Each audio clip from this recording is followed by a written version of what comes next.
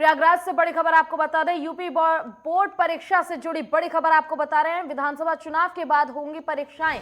20 मार्च से परीक्षा की शुरुआत होगी। बोर्ड ने संभावित परीक्षा का शेड्यूल शासन को भेजा है।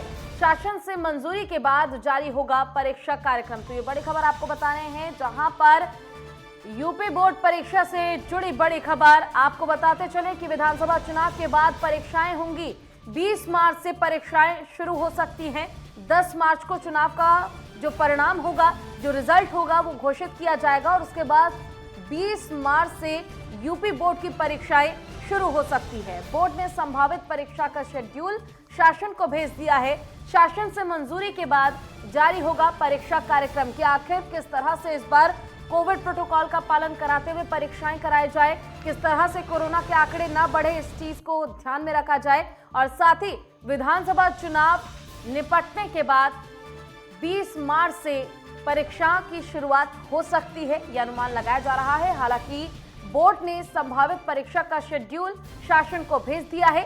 शासन से मंजूरी के बाद ही पूरा परीक्षा कार्यक्रम तय किया जाएगा। जो रूपरेखा है परीक्षा की, वो तैयार की जाएगी कि आखिर किस तारीख को परीक्षा कराया जाए कि स्टूडेंट्स को भी परेशानी ना हो और सरकार भी तमाम व्यवस्थाओं को पुख्ता करने में ना चूके।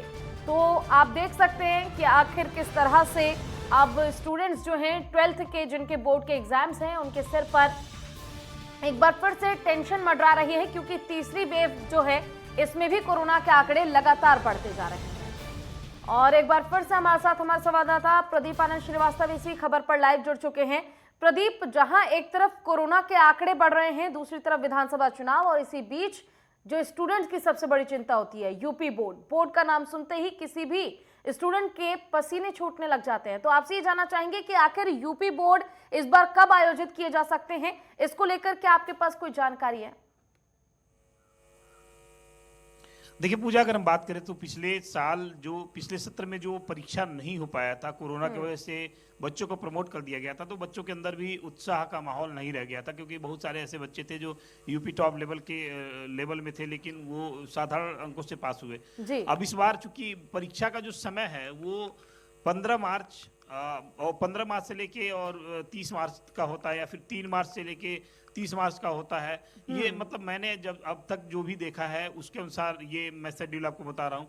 तो इसी बीच चूंकि चुनाव है, अब 3 तारीख को जो है 10 तारीख को अंतिम गणना है और उसके बाद 17 तक सरकार बन जाएगी। तो ये है कि 10-12 दिन समय डिले हो रहा है, लेकिन अगर हम देखें तो एक तरह से परीक्षा जो है यूपी बोर्ड की वो तय समय से हो रही है, क्योंकि हमने पीछे भी खुद मैंने भी एग्जाम दिया है, तो मार्च में ही अधिकतर परीक्षाएं पड़ी थी।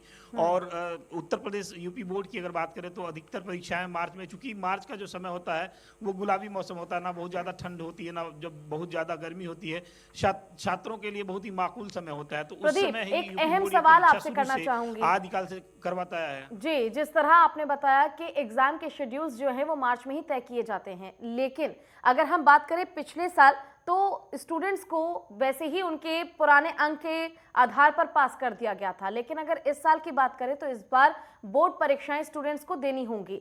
तो क्या इस बीच स्टूडेंट जो हैं वो कुछ रियायतों की, कुछ छूट की उम्मीद लगा सकते हैं सरकार से?